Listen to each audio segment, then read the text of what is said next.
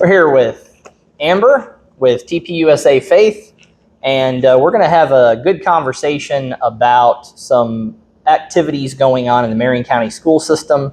Amber, there's quite a few involvements and programs that you're kind of really focusing in on youth in Marion County. Tell us about one or two of them. Absolutely. The big one is LifeWise Academy. LifeWise Academy brings the gospel, Bible classes, and character education to public school kids during the school day. And it's community funded, totally legal. There's 1,300 of these across the United States in 37 states. It's growing very rapidly. And it gives public school kids a chance to learn about Jesus without the parents having to pick them up after school, without anybody having to pay for the kids to have the opportunity. All the parents have to do is sign a permission slip allowing the kid to come and learn, and they come over to the closest church to their school and learn about Jesus, and then go back to school and tell their friends. All right, so that sounds like a program in a conservative county like Marion County that everyone would be super excited about, maybe other than a small minority. So I'm assuming you've gotten a tremendous reception by our school board on that, have you? Absolutely not. So far, I managed to squeeze one meeting out of the superintendent, who really did not seem enthused at all. She did hear the pitch, and she brought the lawyer. The lawyer came and listened. So you set up a meeting with the superintendent, and when she found out the subject matter, she insisted that an attorney for the school board, is that Mr. Powers? It was not Mr. Powers, it was another gentleman. Okay, so someone representing the legal side of the school board was there present. Now, Yes. I'm a city manager, and when I have a resident or a constituent come in and they want to discuss something administrative, and really city manager is comparable with superintendent as far as an administrative role, it would be very odd for me to have a resident come in and upon the first meeting have an attorney there. Yeah. What was your thoughts on that? I wasn't surprised because I know that it could be considered controversial topic to bring anything religious into the public school system. Unfortunately, that's the culture that we live in today. But I think, and I could be mistaken, but I believe the main reason for that was to try to see if there was a way to avoid having to go along with the program. Even though this has been tested in other districts Yes. across the country, even though this has been vetted, even though the U.S. Department of Education and the state of Florida have not had any issues with this. Correct. And then to be actual about it, they can't prevent us. Florida is what is called a must state. And a must state means that if there is religious release time instruction that the community would like to have for their public school students, the school board is obligated to allow it by law. Okay. And so my assumption is that maybe they were looking for a way to finagle out of having to comply with that law. But our superintendent, very qualified individual, our school board currently occupies a very well-credentialed group of individuals. And most of these talk about going to church. I believe one is a pastor. In a conservative county like Marion County, where, for example, just in June here that we're in, there was no proclamation or no resolution really celebrating the idea of so-called Pride Month. In reverse of that, we had Faith and Family Month. And so, that's our county commission. Do you see a disconnect between the way that the county government acts and the way that the school board and its admin is acting toward this issue? Pretty big disconnect. If you go to the county commissioners meeting, they open in prayer. There's a group of us that pray outside the commissioners meeting room in the gazebo prior to the meeting, and the county commissioners regularly attend that prayer. They do an actual prayer in the meeting before the meeting starts. And they were very pleased to present all of us in that prayer group with that proclamation designating June as Faith and Family Month. That proclamation was presented to you, as a matter of fact, this month. Yes, that was presented on the 2nd. Yep. And so we also have a proclamation from the mayor of Ocala. Ben Marciano. Yep, Ben Marciano proclaimed that. He actually gave me that back in May, before June even hit, and both of which are hanging on my wall. They're beautiful proclamations. So our largest town in Marion County, Ocala, by population and density, the county commission, the county government, and our county is a state of Rhode Island with roughly 500 and some thousand people that live in it. Everyone there in those government agencies, I know our tax collector, I know our property appraiser, I know our state's attorney. I mean, all of these gentlemen have been to conservative organizations. They attend church. They talk about their faith very openly. I'm just finding it very difficult. Like, what do you think's the driving force behind this different behavior secluded to the school board? What do you account that to? Yeah, it seems there's some vestiges of kind of woke ideology that live in our school board. There are, in the education system in general, I think in this country has been a popular place for proponents of woke ideology to try to influence our children. And we see that all over the nation. And even here in a very conservative, very Christian area, we are not free from that unfortunate reality that people want to bring, DEI. They want to bring, race hustling ideas. They want to bring, transgender stuff. They want to bring anti-Christian ideas into spaces where children are, because they think they can influence the future culture by starting with our children. And, I see this with the Pride movement. They admit to it. They admit out loud. I actually have it on footage of them saying, hey, straight people, keep having kids because we need them. Maybe we'll cut to some of that footage. Again, my straight people, keep and giving us more drag queens, okay? We need you. So, Amber, life-wise, that you've told us a little bit about it, what is the second initiative that you're really doing your best to see happen in our school district?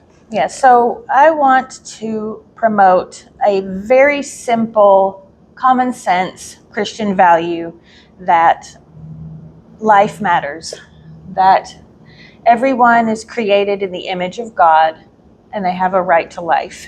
Our country was founded on this idea. These are God's ideas. They're not our ideas. All these ideas come from Scripture. The idea of freedom and liberty and the sanctity of life. These are very common sense principles that come from Scripture. And one of the biggest ways our culture has attacked that is to promote abortion as if it's a harmless freedom thing, that it's a choice to have. It's a liberating thing to do. Body autonomy. Yeah, bodily autonomy. It's a woman's choice, and this idea completely negates the value of the life in the womb. And so, in order to help children understand that the life in the womb isn't just a clump of cells or a parasite or all these different terms that are used to devalue that life, I want to show simple fetal development videos, scientifically accurate, short, simple fetal development videos that allow these kids to see that what's going on inside the womb isn't just some random biological process that has no inherent value. It is a life being built, being knit together in the womb. And this is an initiative that the Christian Family Coalition has really championed, and they reached out to me and asked me if I would be willing to try to champion it here. And I thought surely we would be able to do it relatively easily because it does align with the values of our community.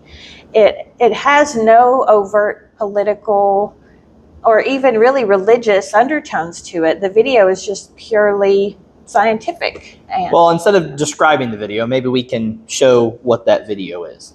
yeah, we should. Okay.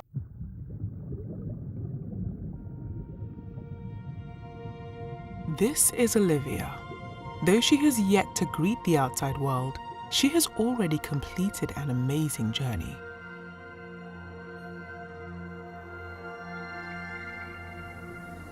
This is the moment that life begins. A new human being has come into existence. At fertilization, her gender, ethnicity, hair color, eye color, and countless traits are already determined. She begins to implant in the uterus about 1 week after fertilization. Her cells organize into what we call an embryo. At 3 weeks and 1 day, just 22 days after fertilization, Olivia's heartbeat can be detected.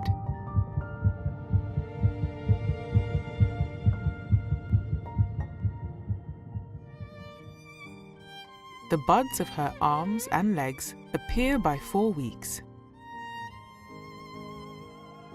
She begins to move between 5 and 6 weeks with both spontaneous and reflexive movements. At 6 weeks from fertilization, her brain activity can be recorded and bone formation begins. She can bring her hands together at 7.5 weeks, and separate fingers and toes emerge. She can also begin to hiccup.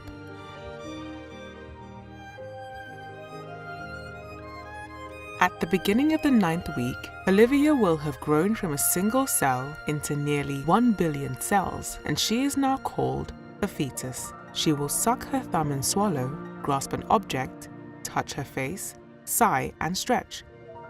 At 11 weeks, she is playing in the womb, moving her body and exploring her environment. Her taste bud cells have matured by week 12 but are still scattered throughout her mouth. Her mother will first sense Olivia's movements between 14 and 18 weeks, an event called quickening. Beginning at 18 weeks, ultrasounds show speaking movements in her voice box. Around 20 weeks, with a lot of help, babies have survived outside the womb. At 27 weeks, her eyes are responding to light. She can recognize her parents' voices and will even recognize lullabies and stories.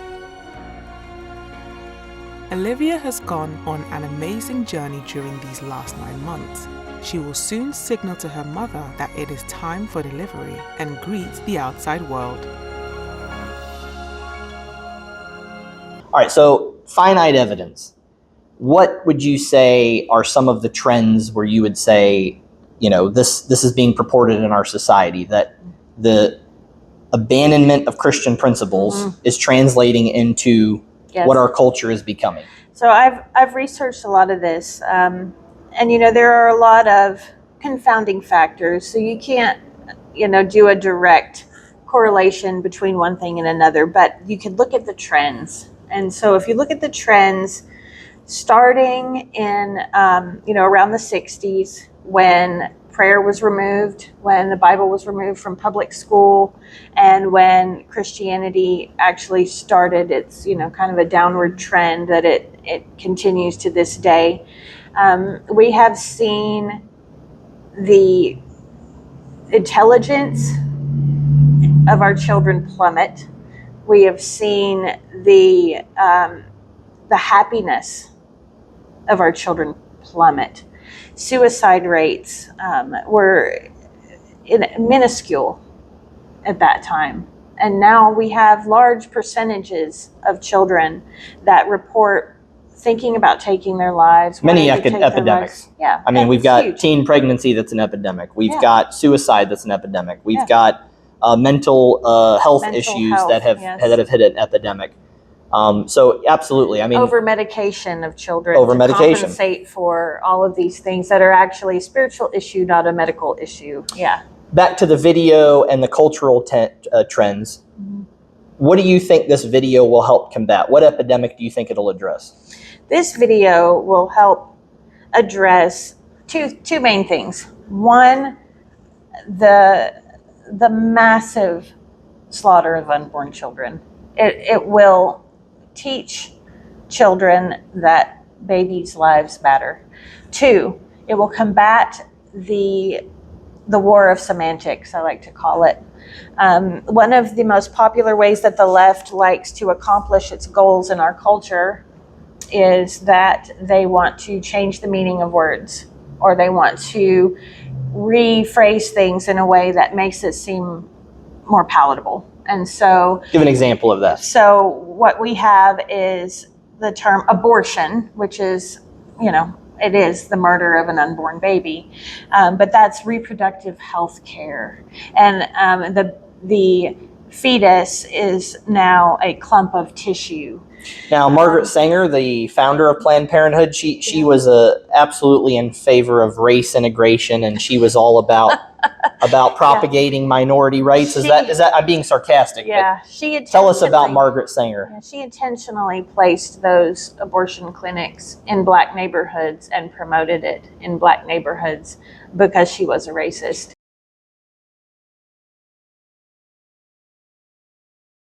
So the Party of Democrats have funded primarily, they're the driving force behind funding for that organization, right? In state and federal government. That's right.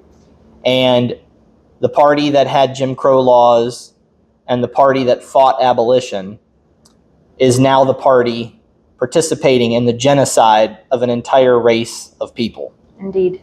And it's a sad thing that that somehow they have successfully convinced an entire group of people that it is their right to murder their own children, and then they've done the same thing to those that are lean left. Anyone in our country that leans hard left believes that it is a human right to murder your own offspring, and this is an abomination to God. It's an abomination to Christians, and it's something that has been taught. It's not something that is, you're not born understanding that you have a right to murder your children. This is something that has been ingrained in people's minds, and it's a narrative that continues to get pushed out into the public space. And so, if we can teach our children at a young age what really goes on inside the womb, without having to even mention the word abortion, we can show them that the life matters and that it's something sacred. And I think we could save thousands and thousands of innocent lives by simply adding this one little video. So that takes us full circle back to the beginning, really, of this part of the conversation. What happened when you presented this last Tuesday? You were there at the school board meeting, which is held at the old, I believe, Forest High School building. Now MTI is next door, but the auditorium's there on the corner, Fort King Road. And you were there with myself and some other candidates. You were there with a contingent of supporters that stood up when you and some others addressed the crowd. So tell us a little bit about what happened Tuesday night. Absolutely. So I presented this to the board and to the superintendent initially via email. When did that happen? That happened approximately a week and a half before the school board meeting. Okay, so a week and a half prior to this past Tuesday, which would have been June the 9th. Yes. You sent out an email giving the evidence, giving the statistics, showing that this was done in 2 other counties, showing that this wasn't prohibited by the state, showing that this was a widely acceptable viewpoint. It didn't give the gospel presentation. It didn't focus on indoctrinating anyone. It simply was a science-based video, as we saw, that shows the development basically from conception onto gestation, and then from gestation to birth, pretty much. So what was the initial reaction, whether by email or by communication, that you received prior to Tuesday? Yes, the original response was from Superintendent Brewer, and she informed me that we would not be moving forward with any supplements to the reproductive health curriculum, and that her statement was that allowing such additions would give room for other organizations to request for their additions to the curriculum, and they refuse to have to. Now, would Florida statute agree with that position? I mean, if you do that, and let's say I'm someone with a different religious perspective, and I now want to go in on reproductive health, and I want to talk about genital mutilation because that's part of my religion, and I want that shown, is she right? Can I force that since they've allowed this video? Can they force the school board? Could I go to court and win a case here in Marion County or on the state Supreme Court that would force that issue? Yeah, no. So number one, that video would be pushing an idea on something that, that you want done. You want to do something to children. We're not doing anything with this video. We're simply just showing factual information. So that's a little bit different than, like, say, for instance, trying to show a video that's anti-abortion, right? Or trying to show a video that's pro-abortion or anything. It's not anti or pro anything. There's no ideology attached to the video. So number one, that would be a different argument, right, than the one we're presenting. But number two, the Department of Education for the state of Florida has to approve any video, and they've already approved this one twice. So the idea that just any video from any organization would have to be allowed because this one is just not true. All right, so we've dismantled that. Yes. Were there any other arguments in that communication prior to Tuesday that were given, or was that really the sole basis? That was the response that I got, and then my point was to come. Oh, I touched the microphone, so that was probably loud. So that's the response that I got from Dr. Brewer. And so I wanted to come in and present to the board the reasons why I think this is a good idea and ask them to reconsider. And so I brought some people with me so that we could show that the community supports this. And the community did show up. I mean, just on a couple of days' notice, there were, 30? Yep, some individuals 30 people, there yeah, that had shown up. Let's move forward to Tuesday. You had someone prior to you speak that was in opposition of this. They had heard about it through the grapevine of social media. What were their reasons why it was inappropriate? The reasons were because this is political and inflammatory and hateful rhetoric. All right, let's take those one by one. We've already established the video is not political. Correct. I mean, we've shown the video to the audience now. It's simply a picture of, as we mentioned, the different stages of reproduction, right? Once an egg is fertilized. Okay, let's move on to, and it doesn't even really concentrate on the fertilization aspect. It really just focuses on the growth of the baby in the womb. So what was the second point that you made? So we have political, we have the hateful rhetoric. Okay. Was there anything hateful about it that you were Yeah. reporting? Yeah, I to be honest, I don't understand. I don't think the individual that spoke had actually watched the video, to be honest with you. And I don't think the other lady that spoke, But now both video individuals either. that spoke, one at the beginning and one at the end, sandwiched by yourself and some of the supporters that were there, both of them stated and named the video, the Oliver video, and then they said the Olivia video. Yes. So they knew what the video was, whether they've watched them or not. Again, like you, I can't surmise. But were any of these folks related to a political organization by any chance? I mean, in all fairness, you're related to TPUSA Faith. Yes. And some of us there were campaigning. Yes. But was one of the speakers related to any political organization? Yes, I do believe we had, what was it, the chair of the local Democrat Party or somebody? Yes. I think so. Yeah. I think so. So it wasn't just that it wasn't a political issue. There were political issues oriented voters that showed up to speak for and against, right? Absolutely. Let's be honest. So both sides, in a sense, their rhetoric politicized it. As to the validity of the video being politicized, we can't say that. And as far as being hate-filled, I mean, is there anything showing the development of a baby? I mean, is every child bred out of hate? I mean, my wife's had 5 children. She's been pregnant 7 times. Yeah. Does that mean that there's hate within her womb as it's gestating? I mean, clearly gestation from the perspective of some is a hateful experience. Okay. Yeah.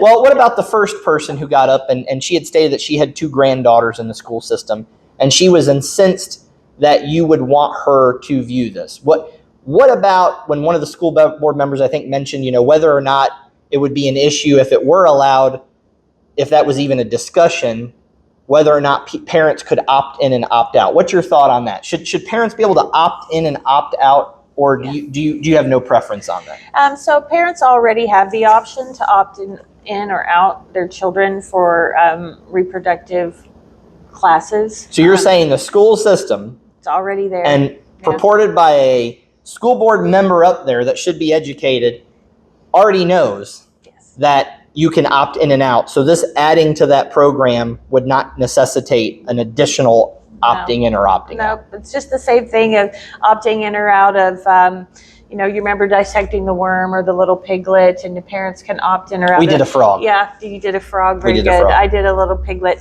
And so the parents have the option, as they should, to decide whether or not their kids learn or view certain things, and that's fine.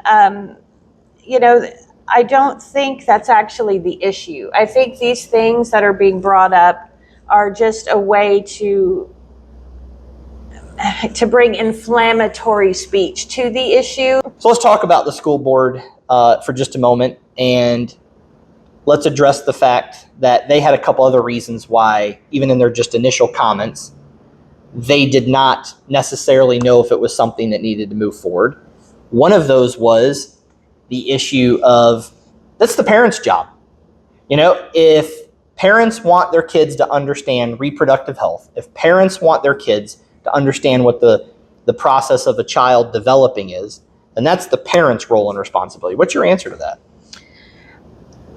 I wouldn't mind that being the case if we didn't already have reproductive health classes in the school. The children are already being taught this information. They're already being taught about abstinence and, diseases and all these things. Now, who's dictated that they have an abstinence approach? Yeah, that's state. That's the state. So the state has a viewpoint from public school education in the state of Florida. We're going to teach abstinence. Yeah. But then we're going to teach abstinence, but not necessarily show you in real sense what the consequences of making a poor choice regarding abstinence is. Correct. Yeah. I mean, it's a very interesting, Yeah. it seems like the two would go together very well. What struck me with that comment was how oftentimes in forums, in guest invites that I've been at where the school board members have spoken, I've been to talks at different events by the chamber where the superintendent has spoken. And what I've heard, even primarily from my political opponent, is that the school system's greatest challenges, where they differentiate from charter or private or homeschool or any of virtual, is that they have to be required by law to deal with the most disenfranchised of children, right? So school lunch program, which is expensive, there are parents that don't or can't feed their children. The school system has to take responsibility. They even have summer programs for that. The parents aren't necessarily two of them, or sometimes the children are raised by an aunt or a grandparent, and there's not really a lot of parental involvement there. So what I often hear from our school board on many issues, which they took to me a radical turn, was that our system in Marion County schools is based on basically what Christ talked about, dealing with the least of these, the ones that have the least means, not the least value, but the least means. But when they brought this argument up, they turned that on its head, and now all of a sudden, well, this needs to all be about parental control. Yeah. Well, what is your answer to that entire segment that the system's built for that doesn't have that parental control or guidance? Amen. Yes. That's not to go off topic, but that's why LifeWise Academy is so important as well, because these kids that don't have two parents in the home, or that are on the lower end of the poverty scale, and they struggle. And this isn't just a morality issue about going to church and being taught about Christ. This is a educational viewpoint.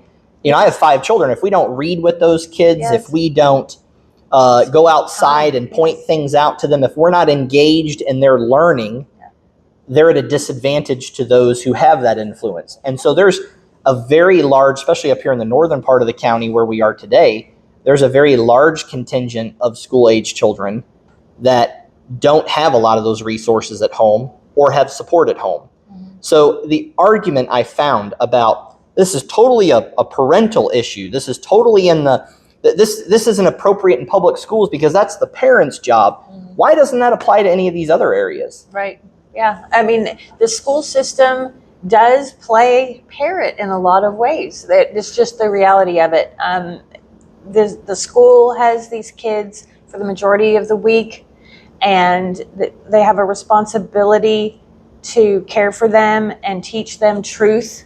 And so, these programs we're discussing here, this is what that is. This is what it looks like to teach them truth.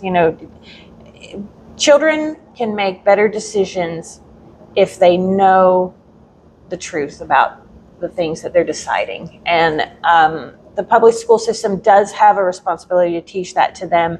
And this video falls right in line, as the State Department of Education has already determined, with that curriculum. And so there's no excuse for it. The only reason that this has become an inflammatory issue is because those that are champions and proponents of abortion know that learning about the development of life in the womb will hurt their business. Yes, it will convince children that it's not okay to kill their unborn children. They may not be able to buy a second house. I mean, if they don't have baby parts to harvest. I mean, we laugh about it, but there's a semblance of truth to that. It is. The devil is having his heyday with it. I mean, from a religious perspective, we are sacrificing our children. Well, let's circle around back to the Tuesday night, June 9th. We had the two speakers on the tail end at the beginning and the end that were not for the video. We obviously pointed out that they're aligned politically with groups, and that's okay because we are as well. Too, There's nothing wrong with that. That's not a negative. And we spoke in the middle, a few of us. I believe there were 5 of us that spoke with many supporters there. So my question is what was your sense once the comment section ended, the public comment, and once the school board members one by one addressed, I believe school board member Thrower, and then Mrs. Campbell, and then Dr. Campbell, I apologize, and then Reverend Cummings, and then it fell to Lori Conrad, Mrs. Conrad, and then it came to Sarah James. What was your perception of their comments, their feedback, and where do you think this is going to go? Yep, they're very hesitant. Were you surprised by that? I was maybe a little surprised for some. We have board members that claim Christian faith. They're very open about their Christian faith. And do you think it's translated to our policy in our school board? I think... Now, my opponent, in all fairness, she's gone around to many candidate forums on the faith issue. Yeah. And she stated that there's a poster that someone privately funded, In God We Trust, and it's in all the classrooms and in all the schools up on the posters. I mean, is that an input of her faith finding its way into the school? Yeah, I mean, you could certainly say that, and that's great. I'm grateful for "In God We Trust" posters to be on the walls. That's fine, but that is not the end-all, be-all of the outworking of the Christian faith. Those posters are one step in many steps that need to be taken in order to put good Christian American values back in place. I find myself going to an old preacher who said that constantly he would bring up when people talked about, well, I believe in God and I believe in Christ and I believe that he created the world and all of these things. His response would immediately be the passage of scripture that deals with the disciples confronting the demons and admitting as the demons that they believed also in Christ, yes, and who his identity was, yes. and what he had accomplished, and yet they were demons. They were servants of Satan. Yes. And I find that very interesting, and I'm not opposed to. I'm actually very grateful for the posters in the classroom. Absolutely. But my thoughts go to that passage because simply understanding who God is isn't transforming anyone's life. No, it doesn't. Especially if you're opposed to that outcome of what Christ and God, represent. If you're hesitant to do something that shows children the truth about life in the womb, because it has pro-life implications, then subsequently state that you are Christian and you're pro-Christian values is very contradictory. It seems to me that there is a bigger concern for their image and their popularity than there is for ensuring that our children are hearing and seeing and knowing the truth. That's what it looks like to me, because there are people that are going to object to it. There are people that are going to object to it because they do not believe in the sanctity of life. And I understand that. If you don't think that the baby in the womb matters, that you don't want other people thinking that the baby in the womb matters. then it makes perfect sense to oppose this video, because it teaches people that the baby in the womb is alive. And well, let's talk about Charlie Kirk for a moment. Yeah. Bless his memory. We're here with TPUSA Faith, and this is a man who went out and did conversation and spoke because he didn't want things to escalate to violence, right? Yeah. And oftentimes in talks that he would go to and speaking engagements that he would go around to, there would be documents on his podcast. He would show videos of things to deter people from wanting to get a position of, we need to go to war or we need to be engaged in a conflict. He was against that. And so he often showed those things as a tool of prevention. Would you agree with that? Yeah. And so here we have a video that, although it has no political overtones and is science-based, it's a documentary basically of what happens, we have to be reticent of the fact that they understand that will prick the conscience of our young people. Yes. And as they engage in sexual activity, or as they engage in activity that could potentially result in a pregnancy, at least they have that memory of what could happen. Yeah. It teaches them that if they are pregnant, that this idea that an abortion is just a simple, easy fix to a problem, that eliminates that idea, because it goes from a problem to a baby. And they don't want that realization. But they might not get a job and go to college, and they might not buy a house soon enough, and they may not be a better taxpayer, and they may be, as getting into teen pregnancy, they may be at a lower income level, and I don't really think that that's beneficial to our system, is it? Right. So again, this comes back to our Christian values. Whether or not a human life is more important than a job and a car and a paycheck. And so in the eyes of a Christian, in the eyes of a true Christian, a value that you can ascribe to a material object is nothing in comparison to the value of a human being. And so we're summing it up to say quantity of life is more important than quality of life. Yes. I would never trade my daughter for a bigger house or a car. And just because... Now I have 5, so some days when they misbehave, I have considered it. And I could say that knowing that my daughter is the same daughter now at 20 years old that she was when she was 20 days old in my womb. Her DNA and all of her features and the person that she became was already designed in the womb when she was just a couple cells. So let's push forward. We've had the meeting Tuesday. You've talked about what you believe is, the reaction by our board locally in Marion County. Actually, can I touch on one more thing that was mentioned in the dissents? Because this is an important thing, and I don't want to overlook it because people will use this against us, okay? The video is produced by Live Action.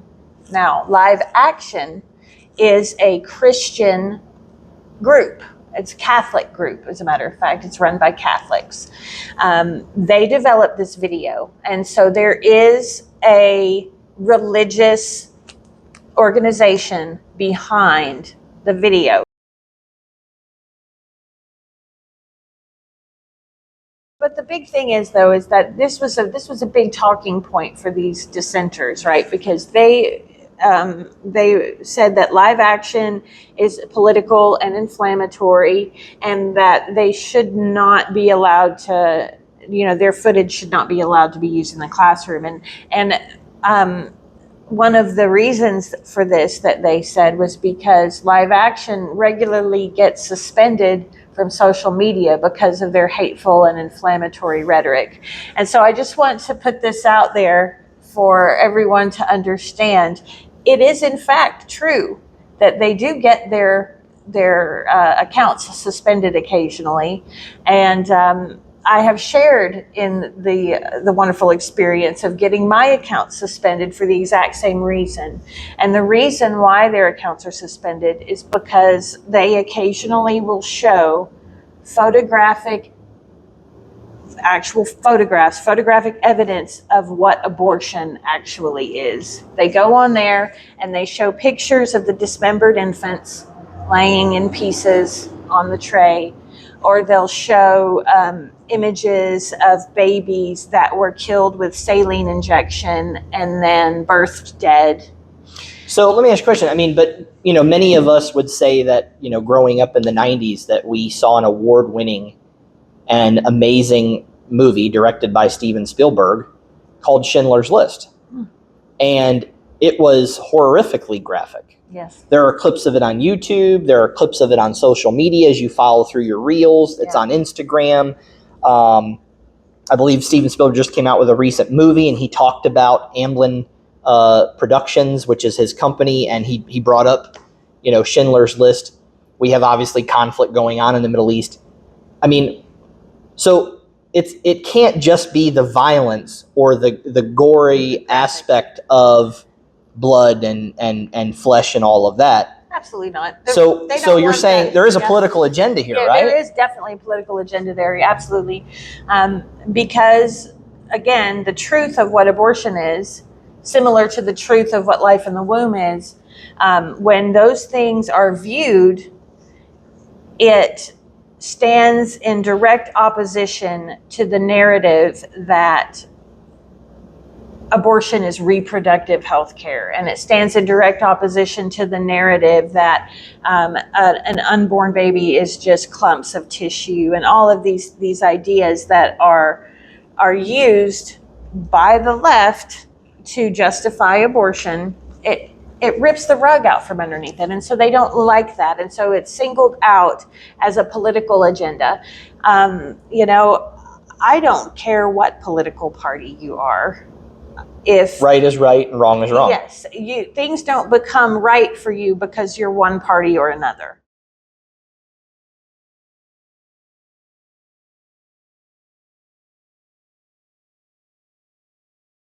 The sanctity of life is either true or it isn't.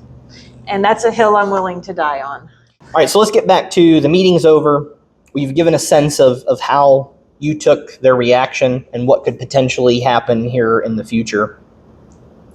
Let's talk to a segment of folks that could potentially view this, that attend church, are good moral people, tend to lean in our community more conservative, and they like our children going back to the basics and learning the things that they learned when they were younger. What message would you have for them on this video? What would you like them, the average person sitting in their pew in their church, what would you like them to do? How can they engage? How can they make a difference? We had 30 people there with us that evening. How do we get that auditorium filled up with a population that has hundreds of thousands of people in our local county? What would be your message to them? Oh, that's great. This is something that I've been trying to accomplish for quite some time now through TPUSA Faith and through Faith and Freedom Commission meetings and going to different clubs and speaking to people. people have to care enough to take a little bit of time to speak their mind. These individuals on the board, they answer to us. They're there to do what we want them to do. That's why it's an elected position. And so if you want them to do the good and right thing, you have to put pressure on them. They have to know what the community wants. If we allow the voices of those that stand in opposition to us to be louder than our voices, then we will always lose the battle.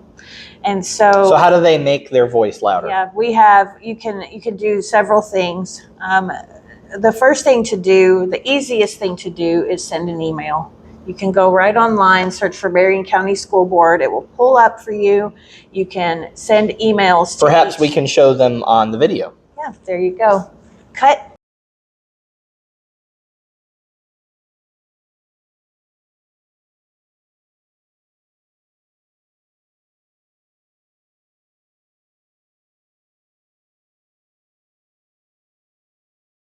You can come to the meetings. Come to the meetings and you can speak. You can make your voice heard.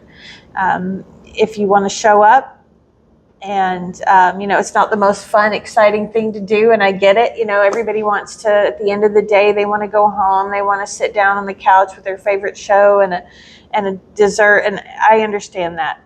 But well, besides their own personal influence, to enjoy, how can they bring their church in the fold? What can they do? What resources can they point their priest or their pastor or their reverend or their elder or their deacon or their Sunday school teacher? Who can they point them to? What organizations? Yeah. What can provide materials to those churches? Are you available to go and speak in some of those churches? Absolutely. Yep, absolutely. You can reach out to me. I will put my info I guess put it on the end of the video, and then down in the comments. I'm happy to talk to people. I'm happy to organize groups. I'm happy to come and share the video, to come and talk about it. We can start a petition and get names signed up just to show sheer numbers. That's a powerful tool. Any way that we can let the school board know that we are behind this type of thing. We want this video in our classroom. We want LifeWise Academy available to our students. And there's many other things that we can do to continue to promote good and healthy things. The chaplain is another issue that's been shot down by the school board. We are allowed to have chaplains in our school, but the school board says we can't have that. Let me ask you this, Amber. Do you believe, prior to the election of August 18th, do you believe that you will see the Marion County School Board make a determination on the video that we've been discussing here today? They agreed to put it in the work session. And so that's a conversation. There's no votes that take place. There's a conversation there. And so I look forward to watching the work session. I won't be able to be there, but I will definitely watch it immediately after. And I hope to see it on the agenda. I don't know that it will be on the agenda. I know. What if it is on the agenda, but they say, we're doing our research and we're talking to our attorneys, and some of them say, we really like this idea, but we just want to make sure our ducks in a row and our T's are crossed and our I's are dotted. See, I'm a city manager. I know how this works. Uh-huh.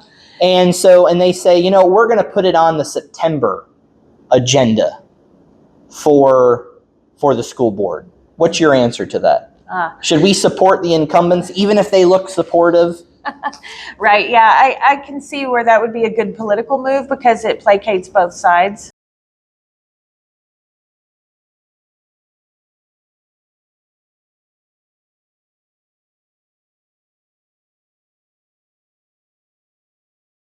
Right. I don't want to see political moves. I don't want to see, people saving face. I want to see people acting. I want to see what is to the benefit of our students taking place in the school board, not what is to the benefit of the incumbent. What would you say to some of our other leaders? We have leaders. You mentioned the mayor of Ocala. He gave was part of a proclamation for Faith and Family Month. So great for him. But Mayor Marciano, what would be your message to him, or what would be your message to the Ocala City Council? What would be your message to our Marion County commissioners, those 5 individuals, our other elected officials in different constitutional offices?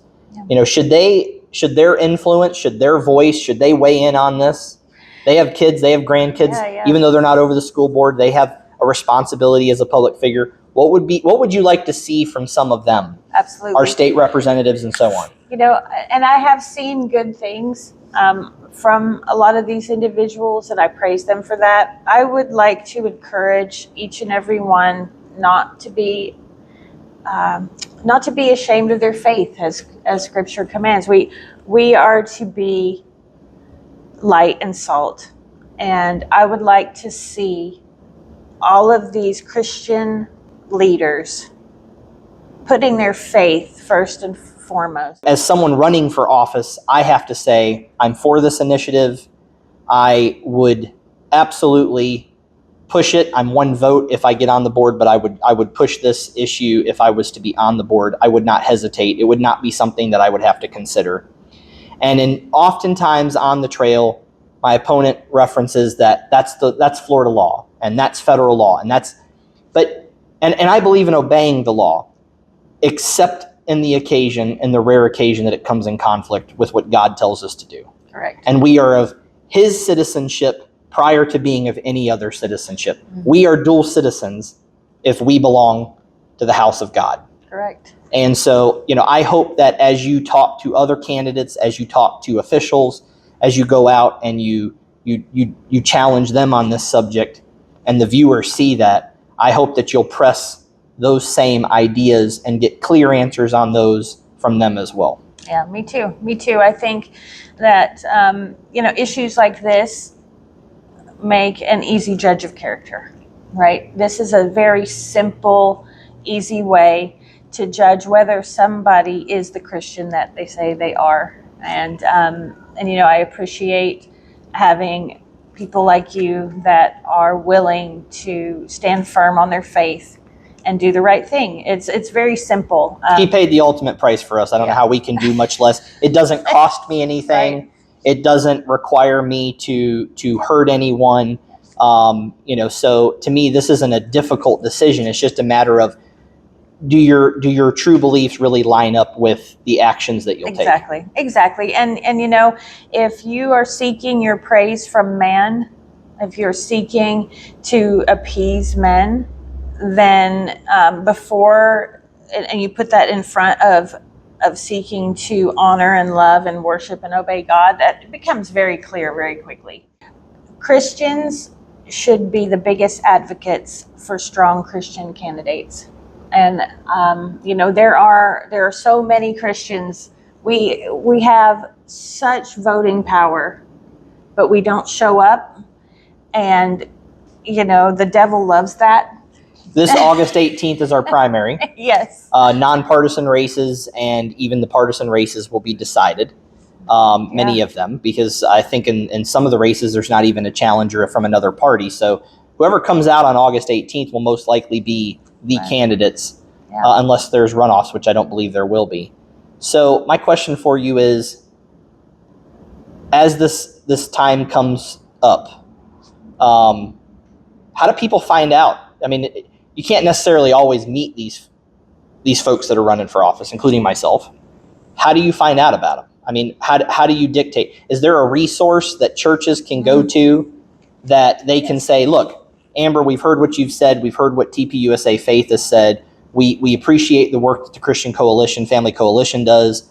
Would you guys help us? Would you guys tell us some of the things that you vetted on some of these individuals? Do you guys have those resources?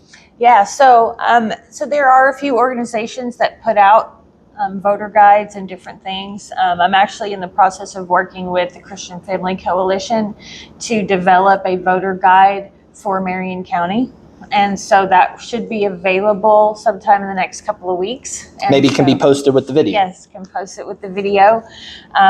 We really want to get this out to churches and and to people of faith, so they can have a better understanding. I know. And the turnout on August 18th, what's it historically? Oh my gosh, it's overall. It's terrible. The numbers are dismal. Even in the last mayoral election for Ocala, I think it was 11%, and that was high. We're talking like single digits percentage that we get on a lot of these things, and so